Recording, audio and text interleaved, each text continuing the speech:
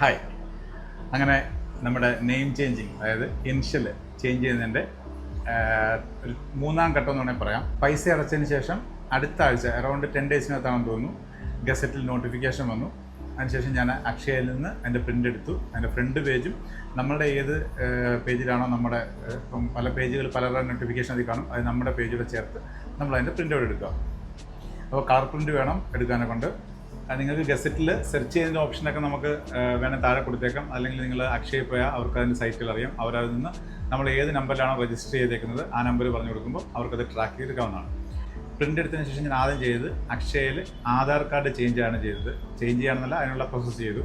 കാരണം ഏറ്റവും ആദ്യം നമുക്ക് ആധാറും SLC ബുക്ക് ഉണ്ടെങ്കിൽ മാത്രമേ നമുക്ക് പാസ്പോർട്ടും മറ്റു പല കാര്യങ്ങളും ചേഞ്ച് ചെയ്യാൻ പറ്റത്തുള്ളൂ. ആധാർ ചേഞ്ച് ചെയ്യാൻ കൊടുത്തതിന് ശേഷം ഞാൻ അടുത്തായിട്ട് പോയത് ഞാൻ പഠിച്ച സ്കൂളിലാണ്. അവിടെ നമ്മുടെ 10th സർട്ടിഫിക്കറ്റ് തിരുത്തുന്നതിനായിട്ട് പോയി.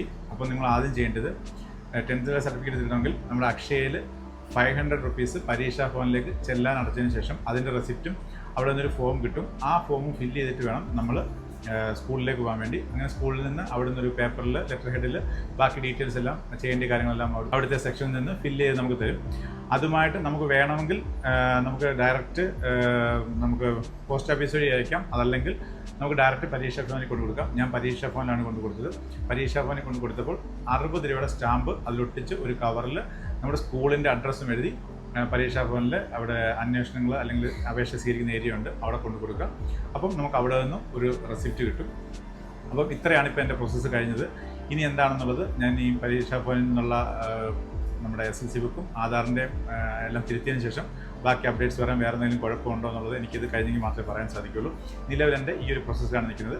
അപ്പോൾ നെക്സ്റ്റ് വീഡിയോയിൽ ബാക്കിയുള്ള സ്റ്റാറ്റസ് ഞാൻ പറയാം. അതുപോലെ ഞാൻ നേരത്തെ ഒരു വീഡിയോ പറഞ്ഞിരുന്നു എന്തൊക്കെ ഡോക്യുമെൻ്റാണ് നമ്മൾ നെയിം ചേഞ്ചിന് കൊടുക്കേണ്ടതെന്നുള്ള. അതൊക്കെയെന്ന് വെച്ചാൽ SLC ബുക്ക്, +2, ഡിഗ്രി, PG ഉണ്ടെങ്കിൽ അത്, driving licence, voters ID, marriage certificate, ration card, PAN card, passport, പിന്നെ കുഞ്ഞുണ്ടെങ്കിൽ കുഞ്ഞിൻ്റെ പാസ്പോർട്ട്, വൈഫിൻ്റെ പാസ്പോർട്ട്, കുഞ്ഞിൻ്റെ ബർത്ത് സർട്ടിഫിക്കറ്റ്, ഇങ്ങനെ എല്ലാവിധ സർട്ടിഫിക്കറ്റും നിങ്ങളുടെ പേര് എവിടെയൊക്കെ കൊടുത്തിട്ടുണ്ടോ അതിൻ്റെ എല്ലാം സർട്ടിഫിക്കറ്റിൻ്റെ കോപ്പി നമ്മളവിടെ അറ്റാച്ച് ചെയ്യണം. അതായത് അത് ടെസ്റ്റഡ് കോപ്പി ആയിരിക്കണം നമ്മളവിടെ കൊടുക്കേണ്ടത്, അക്ഷയ കൊടുക്കേണ്ടത്.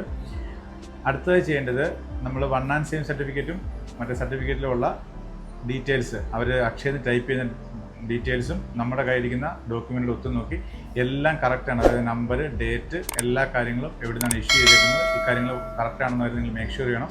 ഇല്ലെങ്കിൽ നമ്മൾ ഇത് വീണ്ടും ഗസറ്റിലെ കൊടുത്ത് വീണ്ടും ഡിലേ ആവാനുള്ള ചാൻസസ് വളരെ കൂടുതലാണ്. അത് 1, 2, 3 തവണ നോക്കി മേക്ക് ഷുവർ ചെയ്യുക എല്ലാം കറക്റ്റാണെന്നുള്ളത്. ഓക്കെ.